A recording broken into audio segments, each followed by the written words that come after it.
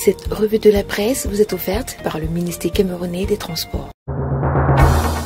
Chers conducteurs, l'excès de vitesse ou la vie, il faut choisir. L'inattention, l'imprudence, l'impatience ne vont pas avec le volant. Ceci est un message du ministère des Transports. Bonjour à tous et bienvenue à cette nouvelle édition de la revue de la presse.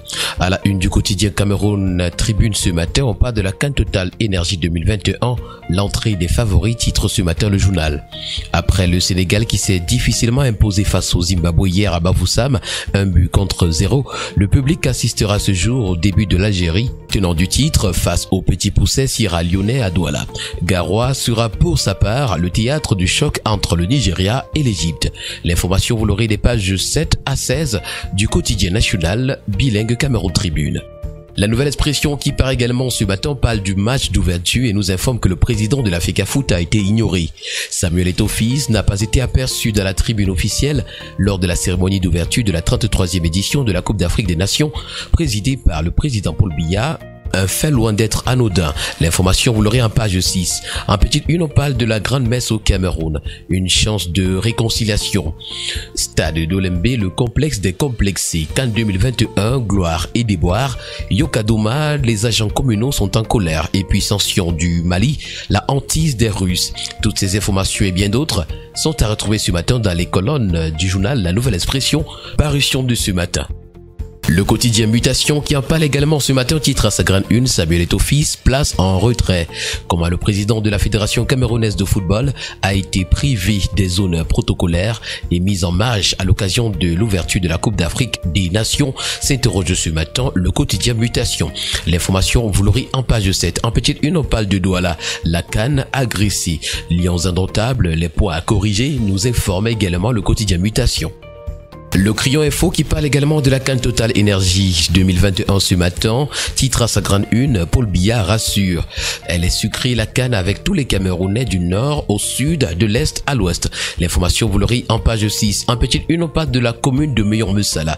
Budget en osmose avec les besoins réels des populations. Toujours parlant de cette grande messe du football continental qui se joue en terre camerounaise, le quotidien L'Info à chaud nous indique que pour avoir bafoué les règles de sécurité, les Algériens ont été victimes de leur propre turpitude. L'information, vous l'aurez en page 3. Agression de 3 journalistes algériens également est au calme le chef de la délégation. L'information, vous l'aurez ce matin en page 4. Cependant, au de une, le COCAN accuse le choix d'un hôtel non homologué. L'information, vous l'aurez en page 2.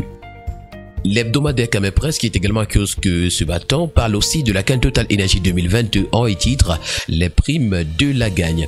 Le Cameroun a décidé de gâter ses lions sélectionnés pour défendre les couleurs nationales à cette 33e édition de la Coupe d'Afrique des Nations. Les primes oscillent entre 9 et 30 millions de francs CFA, la seule prime de participation valant la prime en cas de victoire le 6 février prochain. Les enveloppes de la Confédération africaine de football sont encore plus alléchantes au-delà de la consécration. L'information, vous l'aurez les pages 5 à 6. En petite une, l'hebdomadaire Camé Presse parle de la FECAFOOT. Abdourahmane récidive, le spectre du TAS. Les vieux lions indomptables sont en colère, nous renseigne ce matin le journal L'Intégration. Leur colère est notamment à retrouver dans les colonnes du journal. Classé train de misère jusqu'au 9 janvier dernier par les autorités camerounaises, Roger Milla et d'autres grands noms de football africain n'ont pas bénéficié de la visibilité due à leur rang. Ils s'en émeuvent avec véhémence. Les éclairages, vous l'aurez ce matin dans les colonnes du journal Intégration. Le bi-hebdomadaire Le Témoin, qui est également à kiosque ce matin, parle également de la CAN Total Énergie 2021 et titre à sa grande une « Accord parfait le jour dit ». Le président Paul Biya a tenu sa promesse, défiant les sceptiques et les adeptes du chaos. Cérémonie face des grands jours, parade exceptionnelle, victoire des lions indomptables en apothéose, que la fête commence, commente ce matin le bi-hebdomadaire Le Témoin. L'hebdomadaire Génération Libre, pour sa part ce matin, nous présente ces ministres-là qui ont gagné leur CAN.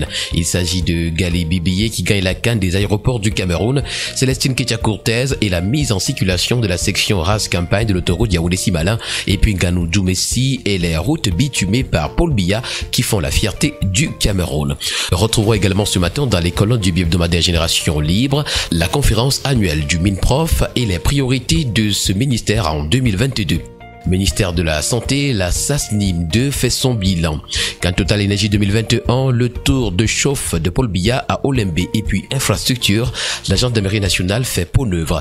Toutes ces informations et bien d'autres sont à retrouver ce matin dans les colonnes du journal Génération Libre. Pour le bi-hebdomadaire, l'essentiel ce matin, fier d'être camerounais à l'occasion de la CAN Total Énergie 2021. Alors que la CAN Total Énergie 2021 est aujourd'hui à sa 3e journée, c'est un sentiment de grande fierté qui anime les Camerounais après une cérémonie d'ouverture grandiose en présence du président de la République Paul Biya, mais aussi une entrée réussie dans la compétition de l'équipe nationale Fagnon, les Lions indomptables en battant le Burkina Faso 2-1 et qui attend sereinement leur second match jeudi prochain contre l'Éthiopie. Les Camerounais sont également fiers des nouvelles infrastructures sportives qui abritent cette CAN Total Énergie 2021. En petite une, on passe de la ville de Douala. Mbassa-Diné défend son bilan. Opération Épervier, la relance déjà en marche. Et puis, ministère du Commerce, un appui aux médias qui divisent. Toutes ces informations, vous les retrouverez ce matin en parcourant les colonnes du bi-hebdomadaire L'Essentiel. Le quotidien Le Jour, qui est également à kiosque ce matin, parle pour sa part ce matin de Garoua, Bertois et Bolova, Université d'État, on attend les campus. L'information, vous l'aurez des pages 2 à 3. En petite une, près de 50 voitures cassées à Olembe. Budget d'investissement public, 14 milliards de francs CFA pour la région de l'Ouest en 2022. L'hebdomadaire La Terre Promise, pour sa part ce matin, nous présente ces personnes qui, face aux défis, se sont illustrées en 2021. Le Cameroun fait face à un certain nombre de défis à la fois politiques, sécuritaires, sanitaires et économiques. Chacun dans leur champ, des personnalités en charge de certains dossiers ont eu à faire face à d'importants défis au cours de l'année 2021, avec des succès relatifs. L'information, vous l'aurez en page 3 ce matin.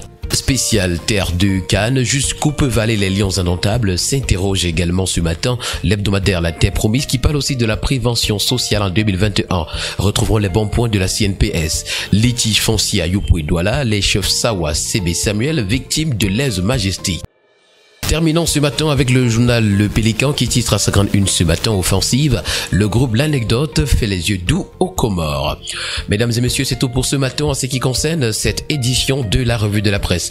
Merci de l'avoir suivi et rendez-vous demain pour une nouvelle édition. Surtout n'oublions pas qu'acheter un journal au prix de 400 francs CFA, c'est participer significativement à la vie de la presse au Cameroun. Bonne journée à tous.